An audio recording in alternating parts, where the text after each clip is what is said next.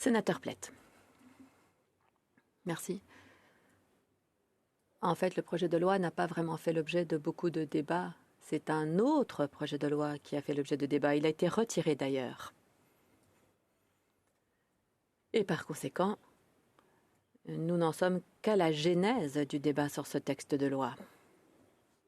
Je me lève aujourd'hui pour prendre la parole sur le S15, loi modifiant le code criminel et la loi sur les animaux sauvages et les plantes, et la loi de protection et de réglementation du commerce international et interprovincial. Il y a donc des modifications qui seraient apportées à deux textes de loi pour interdire la captivité, l'élevage et le commerce d'éléphants et de grands singes, sauf dans certaines circonstances bien précises.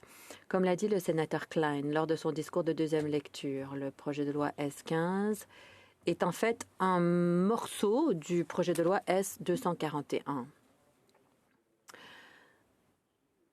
Vous savez tous que j'étais contre le S241. Le texte était horrible, il était frivole, il n'ajoutait aucune valeur à quoi que ce soit.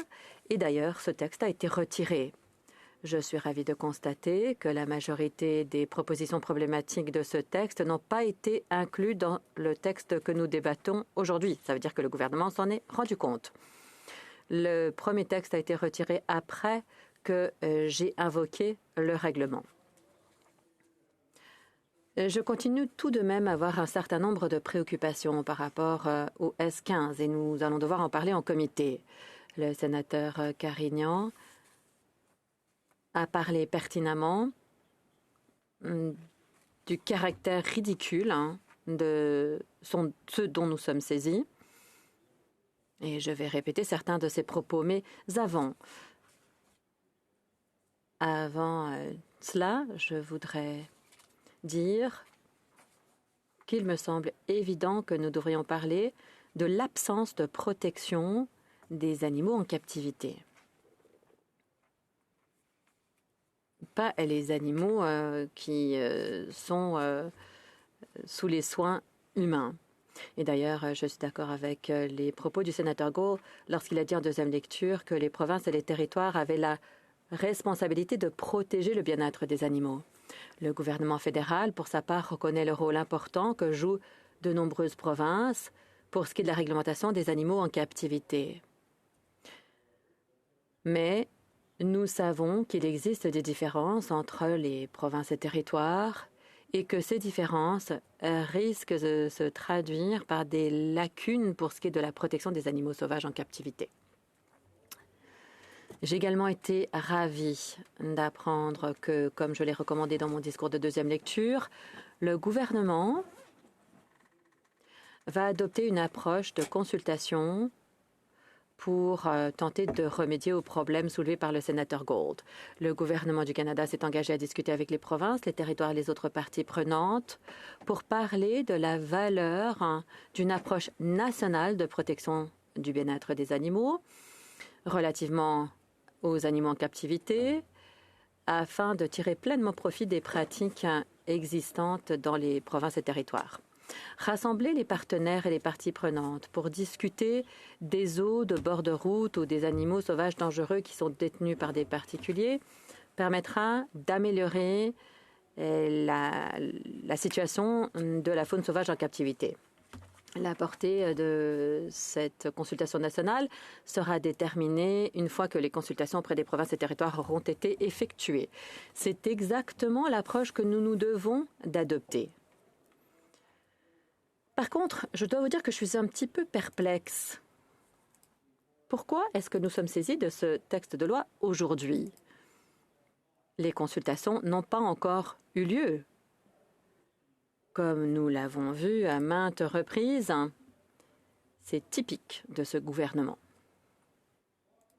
Le gouvernement aime bien parler, mais en fait, il se contente de cocher une case parce que pour ma part, je ne vois pas ce que va nous permettre d'accomplir le projet de loi S15. Je vais vous dire pourquoi. Ce qu'a produit le gouvernement sur le texte commence par ceci. Le ministre de l'Environnement et du Changement climatique à une lettre de mandat qui inclut un engagement visant à introduire un texte de loi pour protéger les animaux en captivité. Chers collègues, c'est la raison d'être exposée par le gouvernement qui sous-tend ce texte de loi, ce qui veut dire qu'il s'agit d'une mesure d'évaluation. Est-ce que le projet de loi va aider à protéger les animaux en captivité? Comme je l'ai déjà dit, le S15 interdit la captivité et le commerce de 2 espèces, à savoir les grands singes et les éléphants, sauf dans des circonstances circonscrites. Pour ce faire, il y a 3 infractions qui sont créées. Il sera donc considéré criminel de posséder un éléphant ou un grand singe qui est gardé en captivité, élever ou féconder un éléphant ou un grand singe en captivité et ne pas prendre de mesures raisonnables pour empêcher la reproduction naturelle d'un d'éléphant ou d'un grand singe en captivité. Et le projet de loi crée aussi un autre délit, à savoir quand on se sert de grands singes ou d'éléphants à des fins de divertissement. À première vue, vous êtes peut-être d'accord avec ces mesures. Je sais que certains Canadiens sont effectivement d'accord. Vous avez sans doute reçu beaucoup de courriels à cet égard comme moi. Mais le problème, c'est que les préoccupations exprimées par ceux qui nous écrivent sont fondées sur des inexactitudes. Je vais commencer par les grands singes. Comme l'a dit le sénateur Klein, environ 30 grands singes vivent au Canada et il y a 4 sites qui les hébergent. Les chimpanzés au sanctuaire de la faune près de Montréal, les gorilles et les orang-outans au zoo de Toronto et les gorilles au zoo de Calgary et de Granby. Le sénateur a dit: je félicite ces organisations pour leur excellent travail et pour leur engagement envers le bien-être des grands singes. Mais il y a une question qui se pose. Où sont les grands singes qui doivent être protégés au Canada? Le sénateur Klein dit lui-même que tous les singes qui sont en captivité sont bien traités. Tous les grands singes au Canada sont dans des installations accréditées, approuvées par le sénateur Klein et Jane Goodell elle-même. De plus, en plus de ces installations qui sont à la fine pointe de la technologie au Canada, il est déjà interdit par la loi fédérale d'importer un grand singe sans l'approbation officielle du gouvernement fédéral. C'est tout simplement impossible, déjà, aujourd'hui. Pour mieux le comprendre, parlons de CITES. Il s'agit d'un acronyme pour la Convention sur le commerce international des espèces de faune et de flore sauvages. Il s'agit d'un accord international qui a été conclu entre divers gouvernements. Le but est de garantir que le commerce international de spécimens de plantes et d'animaux ne menace pas leur survie. La Convention a été établie après une réunion des membres de l'Union internationale pour la conservation de la nature. En 1963, la Convention a été conclue et elle est entrée en vigueur en 1975, en juillet. Le Canada avait déjà ratifié le traité le 10 avril de cette même année. Et la Convention est entrée en vigueur donc le 9 juillet. Cette Convention classifie les plantes et les animaux en fonction de 3 annexes, en fonction du degré de protection dont ils doivent bénéficier. L'annexe 1 est la protection la plus forte. Elle inclut les espèces menacées d'extinction. Le commerce des spécimens de ces espèces n'est autorisé que dans les circonstances exceptionnelles. L'annexe 2 comprend des espèces qui ne sont pas nécessairement menacées d'extinction, mais dont le commerce doit être limité afin d'éviter une utilisation incompatible avec leur survie. L'annexe 3 contient des espèces qui sont protégées dans au moins un pays qui a demandé à d'autres États membres de la Convention de lui fournir des informations ou plutôt leur ont demandé une assistance pour le contrôle du commerce. Voici pourquoi cette question est importante et pertinente pour le projet de loi S15. Toutes les espèces de grands singes, y compris les gorilles, les chimpanzés, les orang-outans, les bonobos et les gibbons, ont été inscrits à l'annexe 1 de la Convention le 7 janvier 1975, il y a près de 50 ans. Et comme pour toutes les espèces inscrites à l'annexe 1, le commerce des spécimens de ces espèces n'est autorisé que dans des circonstances exceptionnelles et jamais sans l'approbation expresse du gouvernement fédéral. Je sais que le sénateur Gould a déclaré dans son discours que le projet de loi S15 renforcerait les protections accordées aux éléphants et aux grands singes par la loi fédérale. Mais ce n'est tout simplement pas vrai. En vertu de la loi, le ministre a déjà toute l'attitude nécessaire pour refuser un permis, puisque le paragraphe 10.1 lui permet d'accorder ou refuser le permis aux conditions que le ministre estime appropriées. En d'autres termes, le ministre n'est actuellement pas obligé d'accorder un permis d'importation de grands singes, quelles que soient les circonstances. Cela signifie que si le projet de loi S15 était adopté demain, il ne renforcerait en rien la protection des grands singes actuellement détenus au Canada et n'ajouterait rien à l'interdiction existante d'importer des grands singes au Canada. Il s'agit là d'un exemple classique de signalisation de la vertu. Donner l'impression qu'on a fait quelque chose d'important alors qu'en réalité, on n'accomplit rien. Je me souviens du C-21 il y a quelques mois. C'est exactement la même chose. Tous les grands singes au Canada aujourd'hui sont en reçoivent d'excellents soins, selon le sénateur Klein et Jane Goodall, et aucun autre ne peut être importé sans l'autorisation expresse du gouvernement fédéral. En ce qui concerne les grands singes, le projet de loi S15 ne remplit pas l'engagement pris par le ministre de l'Environnement dans sa lettre de mandat de présenter une loi visant à protéger les animaux en captivité. Alors, qu'en est-il des éléphants?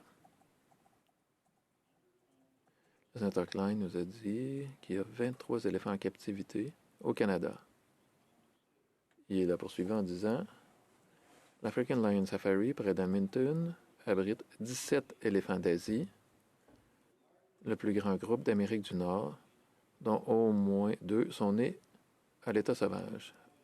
L'Edmonton Valley Zoo abrite une seule éléphant d'Asie, Lucie, née à l'état sauvage.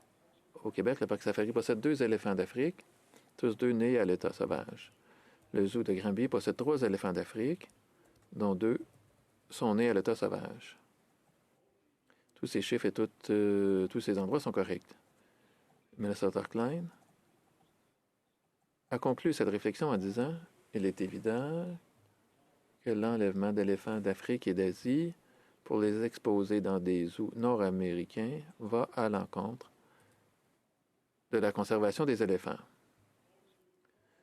Voici le problème avec cette affirmation. Si 7 des éléphants du Canada sont nés à l'état sauvage, pas un seul d'entre eux n'a été obtenu à l'état sauvage par leur propriétaire actuel. Aucun. Pas un seul éléphant sous la garde de Canadiens n'a été arraché à l'Afrique ou à l'Asie pour être détenu dans l'un de nos zoos. Non seulement cela ne s'est pas produit, mais ça ne peut pas se produire selon les lois actuelles. C'est parce que les éléphants d'Asie sont inscrits à l'annexe 1 de la Convention depuis 1975 et la plupart des éléphants d'Afrique ont été transférés à l'annexe 1 de la Convention en 1989. Seuls les éléphants du Botswana, de la Namibie, de l'Afrique du Sud et du Zimbabwe sont actuellement inscrits à l'annexe 2. Mais même dans ce cas, si vous souhaitez importer un de ces éléphants au Canada, vous devez obtenir l'autorisation du pays d'origine et du gouvernement canadien. Et vous pouvez être certain que cela n'arrivera pas. Au Canada, il n'y a pas un seul éléphant qui a été prélevé de la nature pour être placé dans un zoo canadien. Et comme pour les grands singes, il est impossible de le faire aujourd'hui sans l'autorisation expresse du gouvernement. Chers collègues, en ce qui concerne les éléphants, le zoo d'Edmonton Valley s'est engagé depuis longtemps à ne plus acquérir d'éléphants après le décès de Lucie. Le zoo de Granby s'est également engagé à ne plus garder d'autres éléphants. Le parc safari n'élève pas ses éléphants et n'a pas l'intention d'en acquérir de nouveaux. Cela signifie que la seule institution zoologique du Canada dont les activités seront affectées par ce projet de loi sera l'African Lion Safari. African Lion Safari est situé près d'Hamilton, en Ontario. Si vous ne l'avez jamais visité, vous devriez y aller. Je sais que Trish Kerr, la directrice générale, a lancé une invitation à tous les sénateurs. Elle est ici en chambre aujourd'hui. Et je suis certain qu'elle vous accueillera les bras ouverts. Si vous allez la visiter, cela vous ouvrira les yeux sur la vérité concernant les éléphants. Mais il y a tellement de sénateurs ici qui se pensent experts concernant la situation des éléphants, mais qui ne sont jamais allés les voir. Alors cela vous ouvrira les yeux sur la vérité concernant les éléphants en captivité, comme aucun discours ne peut le faire. Si vous y allez, dites-le également, ou racontez votre expérience au sénateur Klein, qui n'a jamais pris la peine de visiter les lieux. Il n'a jamais pris la peine d'aller faire cette petite visite. Et son incompréhension sur la situation des éléphants est évidente. Pourquoi est-ce que quelqu'un voudrait parrainer un projet de loi et ne pas étudier les effets et les raisons de ce projet de loi? Il n'est jamais allé voir. African Lion Safari n'est pas un zoo ordinaire. Il s'étend sur plus de 750 acres, dont 250 offrent aux animaux de vastes zones de brousse, de prairies ou de forêts dans lesquelles ils peuvent interagir naturellement avec d'autres animaux. Leur troupeau de 19 éléphants d'Asie dispose de plus de 200 acres sur lesquels ils peuvent se déplacer librement. Je suis allé il y a quelques mois. J'ai vu ces éléphants jouer dans la brousse. Je les ai vus cueillir des pommes dans les arbres. Ils n'étaient pas punis, ils s'amusaient. Et j'ai pas vu de crochet nulle part. Le parc accueille plus d'1 million de visiteurs chaque année pendant les 6 mois d'ouverture au public. Il emploie 50 personnes à temps plein et recrute 400 employés saisonniers. Le parc compte plus de 1000 animaux répartis sur plus de 100 espèces, dont un tiers sont des espèces menacées. Le parc a réussi à élever 30 espèces considérées comme en danger et 20 espèces considérées comme menacées. Il est réputé pour ses efforts de recherche et de conservation concernant les girafes, les éléphants d'Asie, les aras à gorge bleue, les pie-grièches migratrices de l'Est, les chouettes effraies, les pigargues à tête blanche et le rhinocéros. En outre, African Lion Safari et d'autres zoos comme lui jouent un rôle crucial dans le développement de générations successives de jeunes zoologistes et écologistes canadiens, en rendant l'apprentissage à propos de ces animaux plus accessible dans ce vaste pays qui est le nôtre. Les activités de ce parc jouent un rôle clé en inculquant un sentiment d'émerveillement et d'utilité à la prochaine génération de zoologistes canadiens, ce qui a une valeur innée de conservation. Dans le cadre de leurs recherches, ils ont collaboré avec des universités prestigieuses telles que l'Université McGill, l'Université Queen's, Cornell, Tokyo, l'Université d'agriculture et de technologie de Tokyo, l'Université de Floride, l'Université de Guelph, l'Université de Melbourne, l'Université de Pretoria et bien d'autres encore. Ils prennent leur rôle au sérieux. Malgré ce bilan impressionnant, ni les rédacteurs des projets de loi S15 ou S241 n'ont pris la peine d'aller visiter l'African Lion Safari ni consulter les responsables. Par conséquent, lorsqu'il s'agit des éléphants, ils ne cessent de répéter une longue liste d'informations erronées. Commençons par la question de savoir si les éléphants doivent être gardés en captivité. Il ne s'agit pas de savoir si les éléphants doivent être prélevés dans la nature et placés en captivité. Cela fait déjà partie du passé du Canada.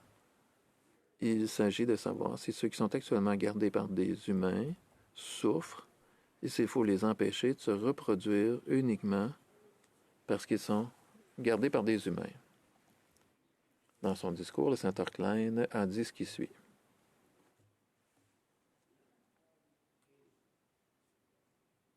Une élimination progressive est recommandée par les scientifiques et d'autres experts en raison des graves problèmes de santé, de comportement et de reproduction des éléphants en captivité. Il faut garder à l'esprit qu'il n'est jamais allé voir lui-même. J'imagine que les scientifiques et les experts indépendants auxquels le sénateur Klein font référence sont ceux qui, dans les lettres qu'il a fournies sur cette question, ont conclu que les éléphants ne sont adaptés à aucune forme de captivité, car aucune installation en captivité ne peut répondre aux exigences biologiques, sociales, spatiales, cognitives, fondamentales des éléphants.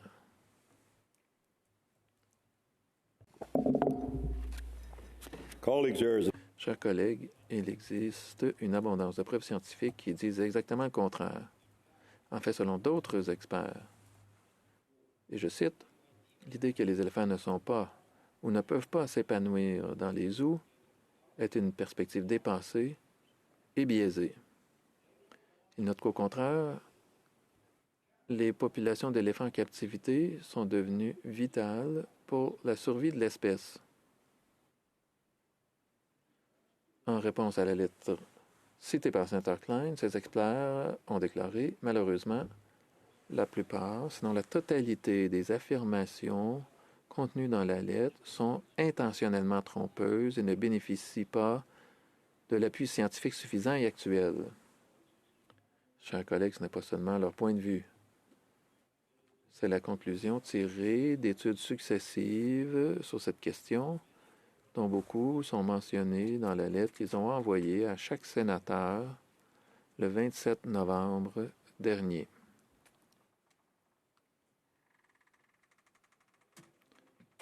Bien que j'ai un temps illimité, je ne vais pas examiner l'ensemble de la lettre, mais je vous encourage à le faire attentivement. Si vous le faites, vous constaterez que les faits parlent d'eux-mêmes et réfutent de manière convaincante les arguments avancés dans la lettre du sénateur Klein. Permettez-moi toutefois d'en lire quelques extraits. Les zoos participent activement à la conservation en gérant les populations pour la reproduction ex situ et en contribuant au programme de rétablissement sur le terrain. Le groupe de spécialistes de l'éléphant d'Asie de l'UICNSSC aborde ouvertement l'importance de la gestion ex situ des éléphants d'Asie, puisqu'ils représentent près d'un tiers de la population d'éléphants d'Asie. 3. Dans sa déclaration de position d'octobre 2023, l'UICN-SSC souligne l'importance des zoos, des jardins botaniques et des aquariums. Les zoos permettent à des personnes qui ne rencontreraient jamais d'éléphants de les voir en personne. Ils soutiennent la recherche sur une variété de projets spécifiques aux éléphants qui bénéficient au bien-être des populations in situ et ex situ et créent une sécurité pour l'avenir des éléphants sauvages. Chers collègues, au cas où vous ne le sauriez pas, l'UICN-SSC est l'acronyme de la Convention de la sauvegarde des espèces de l'Union internationale pour la conservation de la nature. C'est la principale autorité mondiale en matière d'état de conservation des espèces biologiques. C'est l'organisation que j'ai mentionnée précédemment qui a joué un rôle essentiel pour le développement de la Convention et qui continue à jouer un rôle essentiel en fournissant des conseils et des orientations spécifiques sur la conservation de la biodiversité, en particulier l'évaluation et la surveillance du risque d'extinction des espèces.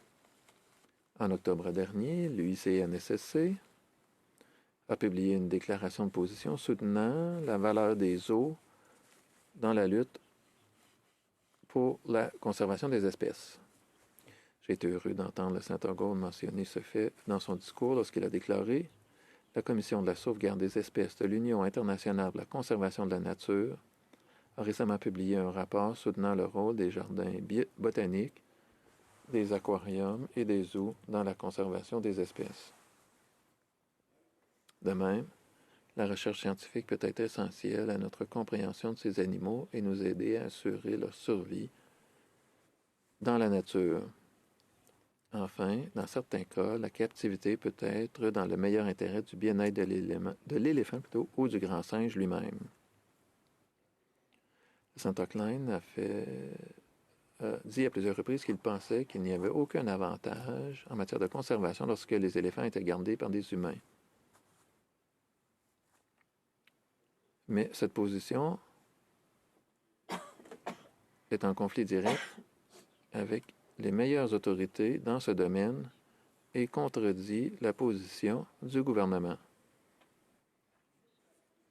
Dans son discours de deuxième lecture, le sénateur Klein a tenté de brosser un tableau suggérant que les éléphants des zoos canadiens souffrent. Il a fait la déclaration suivante. Dans les zoos d'Amérique du Nord, les décès d'éléphants sont 2 fois plus nombreux que les naissances, ce qui signifie que leur captivité n'a pas d'intérêt pour la conservation. Il a ensuite parlé des mortines-naissances, des troubles de la reproduction, de la mortalité infantile, du rejet des veaux et de l'infanticide. Chers collègues, les chiffres utilisés par le sénateur Klein sont tirés d'un article paru en 2012 dans le Seattle Times.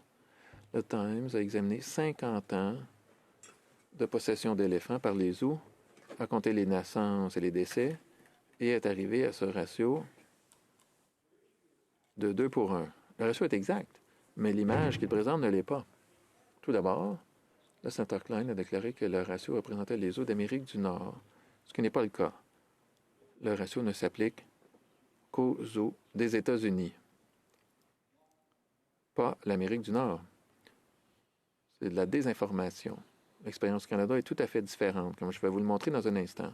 Deuxièmement, le ratio qui montre qu'il y a plus d'éléphants qui meurent que d'éléphants qui naissent est faussé en raison de la démographie des éléphants en captivité aux États-Unis. En clair, la majorité des éléphants sont âgés. Et les vieux meurent. Les vieux éléphants meurent. Entre 1960 et 1975, 520 éléphants d'Asie ont été importés à l'état sauvage au Canada et aux États-Unis. Entre 1976 et 1999, il n'y en a eu que 24.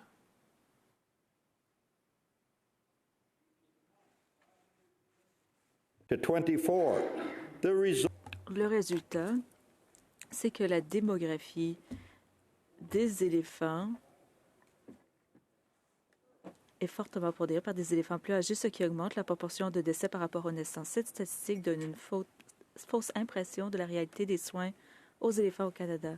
Troisièmement, la statistique est fortement faussée parce qu'elle ne reflète pas le fait que le bien-être général et le taux de natalité des éléphants dans les zoos ont considérablement augmenté au fil du temps. Il retrace une époque très différente pour les éléphants en captivité et les zoos en général. Les zoos agréés d'aujourd'hui n'ont rien à voir avec ceux qui existaient il y a 30, 40 ou 50 ans. Les améliorations apportées au bien-être des animaux et les contributions des zoos à la conservation des espèces sont importantes, comme l'a admis le sénateur Klein lorsqu'il a noté que l'élevage en captivité a joué un rôle dans plus de la moitié des cas où l'extinction a été évitée pour les oiseaux et les mammifères. African Lion Safari est l'une institutions qui a apporté une contribution significative à la conservation, notamment celle des éléphants d'Asie. Depuis 1991, le troupeau d'éléphants d'Afaris Lion Safari a eu 27 naissances vivantes. Il n'y a eu aucun cas d'infanticide, aucune mortinaissance. Cette année, ils ont accueilli 2 nouveaux éléphantaux qui sont en bonne santé et se développent bien. Non seulement leur bilan est impressionnant, mais il est le meilleur d'Amérique du Nord. Comme l'ont noté plus d'une douzaine d'experts en éléphants, ce bilan, et je cite, indique que ces éléphants s'épanouissent dans leur environnement et qu'African Lion Safari offre des conditions optimales pour leur reproduction et leur bien-être général. Sur les 17 éléphants que compte actuellement le troupeau, 14 plutôt sont nés à African Lion Safari et le troupeau a vu naître des éléphants de la 2e et de la 3e génération. Le tableau sombre que le sénateur Klein a brossé du bien-être des éléphants au Canada est tout simplement faux. Le sénateur Klein a poursuivi en disant, parmi d'autres considérations, citons le fait que tous les zoos canadiens possédant des éléphants ont des individus prélevés dans la nature.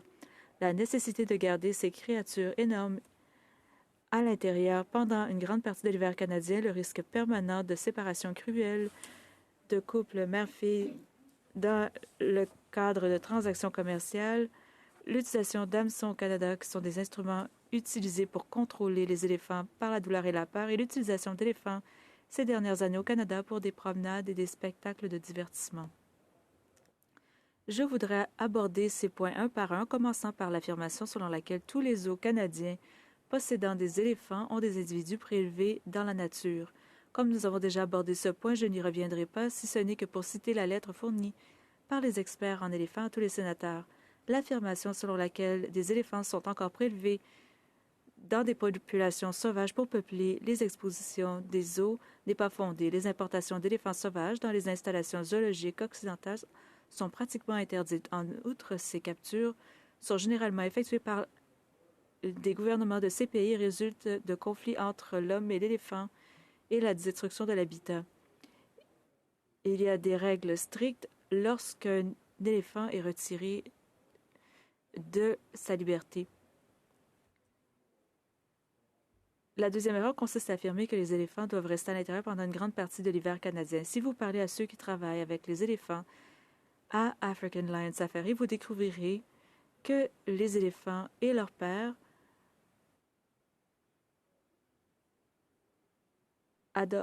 dont ils s'occupent adorent les 4 saisons. Cela s'explique en partie par le fait que la plupart de leurs troupeaux d'éléphants d'Asie sont nés en grazé au Canada et se sont acclimatés à nos hivers. En fait, leurs éléphants préfèrent le froid à la chaleur, notamment parce qu'il n'y a pas d'insectes. Mais ils aiment aussi courir et jouer dans la neige, casser la glace sur le lac et nager. Nous avons vu cette vidéo envoyée à tous les sénateurs par African Lion Safari. Si vous ne l'avez pas vu, je peux vous l'envoyer.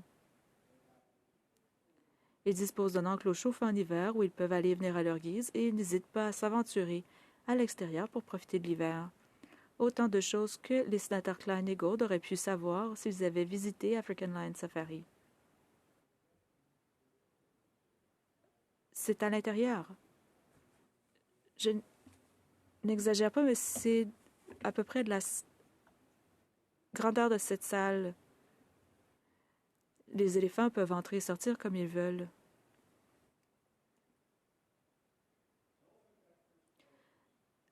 Des experts en éléphants nous disent que les affirmations selon lesquelles les éléphants ne se portent pas bien dans des conditions fraîches ou froides ont été réfutées à maintes reprises. La littérature scientifique ne fait état d'aucun cas d'hypothermie chez les éléphants. Au contraire, le véritable problème est leur vulnérabilité à la surchauffe.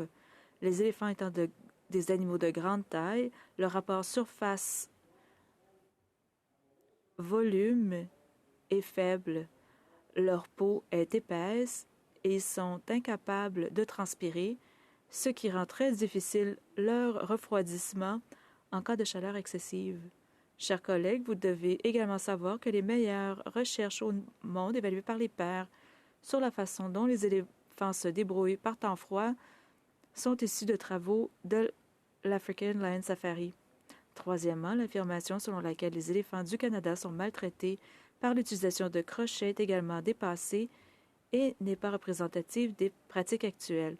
African Lion Safari n'utilise pas de crochets, ils utilisent un outil connu sous le nom de guide pour donner des indications sur la direction à prendre. Ce guide est utilisé sans exercer de force. La quatrième allégation est que les éléphants ont été utilisés ces dernières années au Canada pour des promenades et des spectacles. Encore une fois, même si cela s'est produit à une époque, il n'y a pas un seul zoo au Canada qui propose des promenades à dos d'éléphants, et depuis un certain temps déjà. L'idée selon laquelle le projet de loi S-15 mettra fin aux promenades à dos d'éléphant n'est pas exacte. Il n'y a pas de promenade à dos d'éléphant à arrêter. Vous pouvez avoir ça en Asie, en Afrique. Ces éléphants sont utilisés pour du travail. Ils transportent des choses très lourdes par rapport à ceux au Canada. Enfin, dans son discours sur le projet de loi S-241, le sénateur Klein a évoqué l'incident survenu en 2019 à l'African Lion Safari, au cours duquel un éléphant a blessé un dresseur. Comme je l'ai indiqué dans mon discours sur le projet de loi S-241, un incident s'est produit en 2019. C'est un incident isolé à l'African Lion Safari, mais une enquête approfondie a été menée par le ministère du Travail de l'Ontario et African Lion Safari n'a jamais été accusé ou reconnu coupable d'un quelconque comportement répréhensible ou de mauvais traitement envers les animaux. Malheureusement, de tels incidents peuvent se produire et se produisent parfois même dans les meilleures installations zoologiques. Dans tous ces établissements. Par exemple, en 2013, un gardien du zoo de Calgary,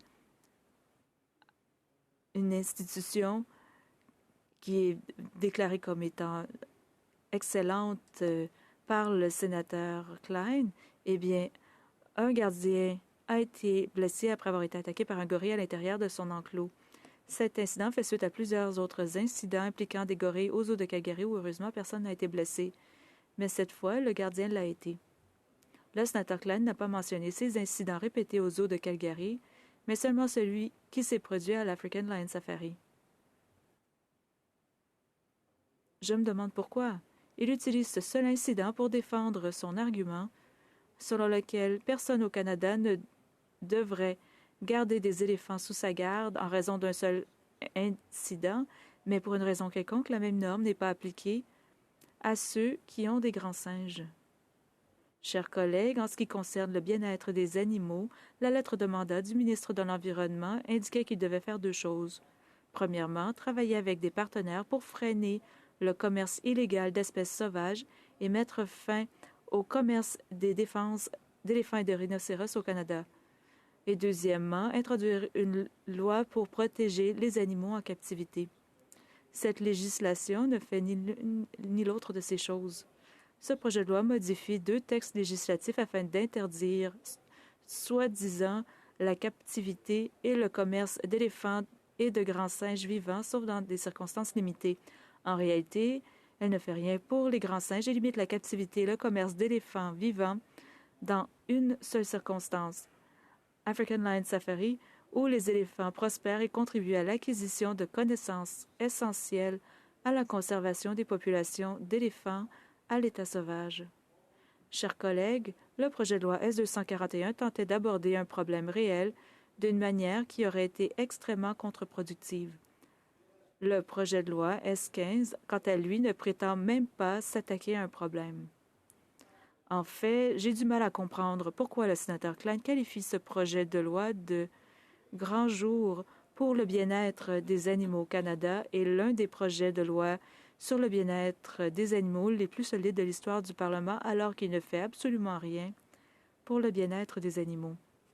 Ce qui est décrit comme une promotion du bien-être animal est plus proche d'une incitation à la cruauté animale en empêchant le troupeau d'éléphants de l'African Lion Safari de continuer à procréer et d'accueillir de nouveaux membres dans leur famille. Au lieu de cela, la législation soumettrait le troupeau à un avenir de deuil et on a souvent entendu dire, de par la sénatrice Petitclerc, qu'il s'agit d'animaux sociaux et intelligents, mais nous voulons faire en sorte qu'ils vivent un avenir de deuil alors qu'ils diraient lentement au revoir aux membres de leur famille qui disparaissent un par un au cours des 50 à 60 prochaines années jusqu'à ce que le dernier éléphant soit laissé à lui-même pour faire son deuil et mourir seul. C'est ce que fera ce projet de loi. Le sénateur Klein l'a dit lui-même, les éléphants et les grands singes sont conscients d'eux-mêmes, très intelligents, émotifs et sociaux. Ils aiment leurs amis et leurs familles, pleurent leur mort et utilisent des outils de bon nombre de façons. À bien des égards, ces créatures remarquables nous ressemblent beaucoup. Et pourtant, il veut leur imposer une mort lente par eux-mêmes.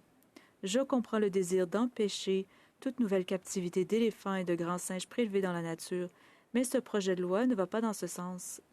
Ces mesures sont déjà en place. Le bien-être des animaux n'est pas une question partisane, ni une question politique. C'est soutenu par tous les partis politiques et par les Canadiens d'un océan à l'autre, mais il faut faire les choses correctement. Le gouvernement s'est engagé à mener une consultation nationale sur la question du comblement des lacunes dans la protection des animaux en captivité au Canada. Et je suis d'avis que la meilleure façon de procéder est de veiller à ce que cette consultation soit achevée avant la mise en œuvre de toute loi. Cela garantira que la législation bénéficie d'un large soutien et que les animaux reçoivent la protection qu'ils méritent. Chers collègues, j'ai toujours dit que j'appuie que les projets de loi soient renvoyés en comité et je vais faire agir en conséquence.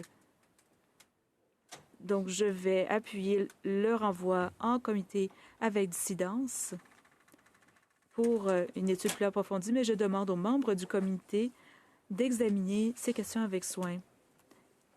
Et j'ai hâte au rapport du comité à cette Chambre. Merci.